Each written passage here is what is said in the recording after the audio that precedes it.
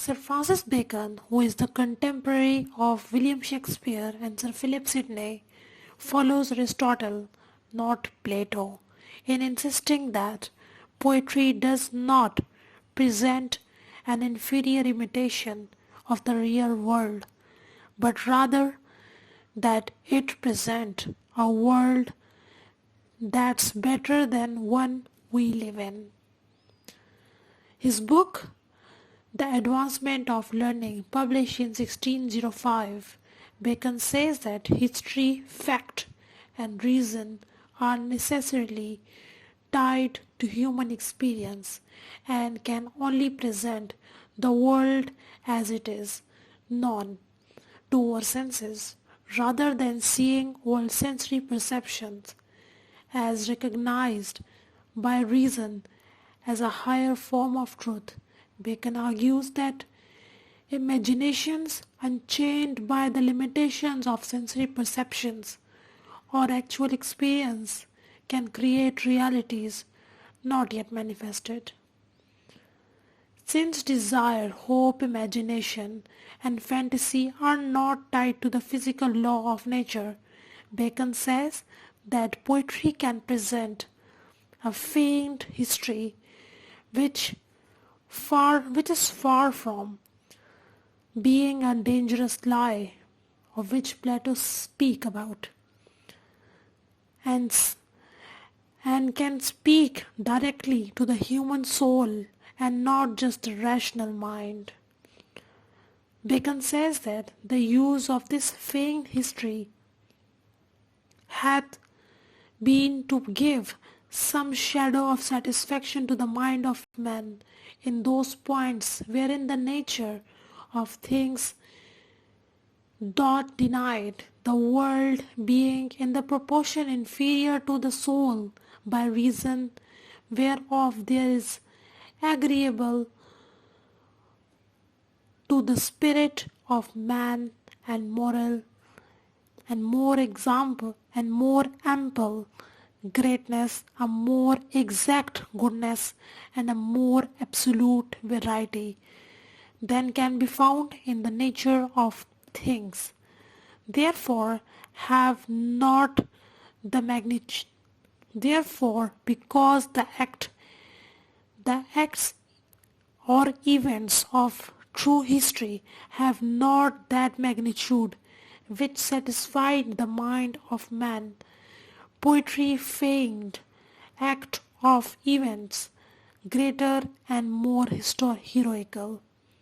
Bacon says, far from being dangerous and subversive, poetry has some participation of divineness, because it can and does rise and erect the mind to submitting the show of things to the desire of the mind, and whereas reason by its doth buckle and bows the mind unto the nature of thing.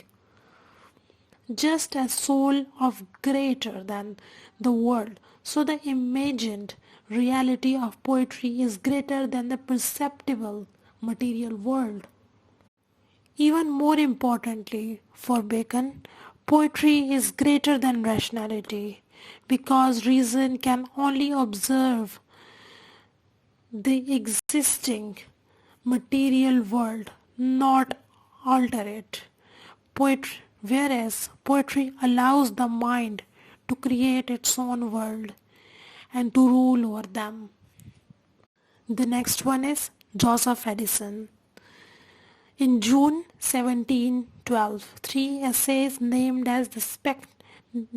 in the Spectator called On the Pleasure of Imagination, in which Addison explores how poetry creates pleasure. That's the answer he puts, and he explores that topic. Like Plato, Addison is concerned with how a literary work affects its reader. Though unlike Plato, Addison is less concerned with the moral effect of a poem than with its aesthetic effect.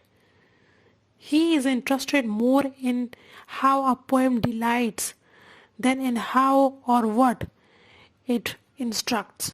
Following the mental philosophy or psychology of John Locke, Addison described two kinds of pleasure in imagination. First is primary pleasures and second is secondary pleasures.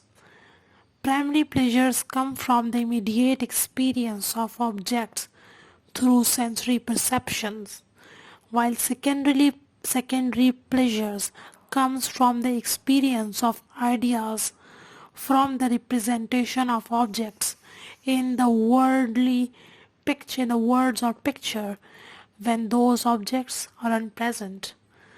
Addison distinguished power of imagination from the power of reason, and noting that while reason investigates the cause of things, imagination is satisfied with experiencing them, either directly or through representation.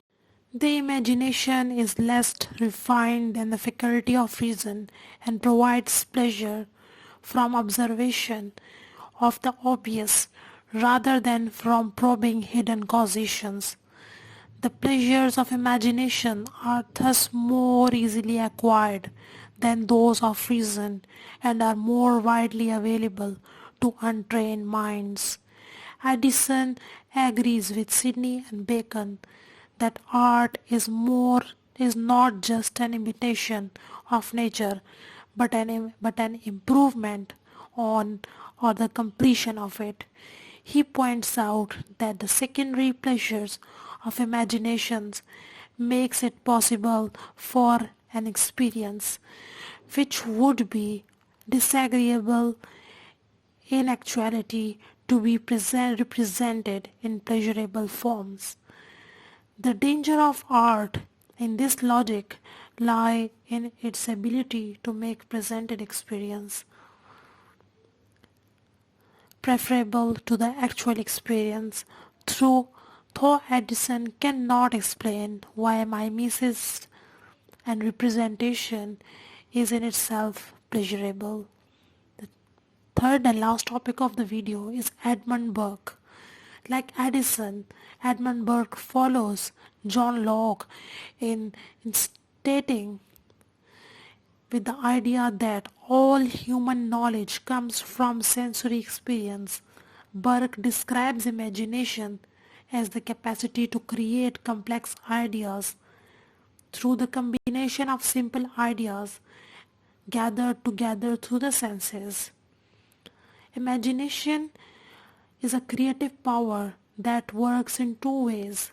First, to represent images of nature in the manner in which the senses originally perceived them, and second, to combine these images in a new way.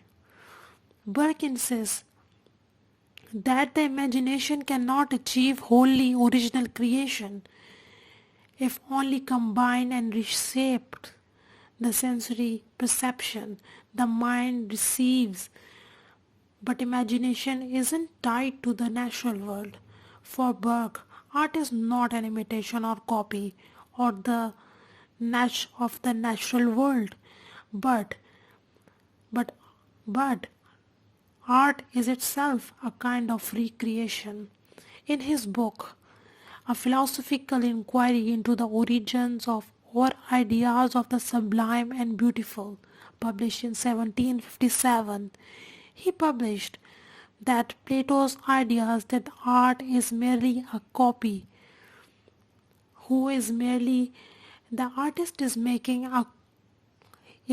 a copier, like who is making merely copies or imitations of the natural world, and the critical standards that grudges art on the accuracy of its imitation of an existing object. Burke suggests that the critical assessment of art should be based on the idea of taste or the conception of what one wants or represent to do. Like a shoemaker may want an accurate picture of a shoe, while a dancer may want a picture that give a sense of the shoes, motion or liveliness, an emotional rather than a physical quality. According to Edmund Burke, taste is a matter of sensibility rather than a question of reason or logic. Like Addison, Burke believed that the sensibility is more common than reason, since reason requires education and training, but the sensibility can be developed to a greater or a lesser degree in individuals. For Burke, different viewers get different kinds of pleasure from different kinds of mimetic representation. His view, this view leads to a question of how a society can educate its citizens sensibility or taste, as well as its logical capacity in order to teach people to take pleasure in the highest form of art. Thank you. Thanks for watching it. And the whole playlist of the literary theory and criticism is uploaded in the description of this video. You can check that list out. And thanks for watching, and kindly subscribe this channel if you like this video and content. Thank you.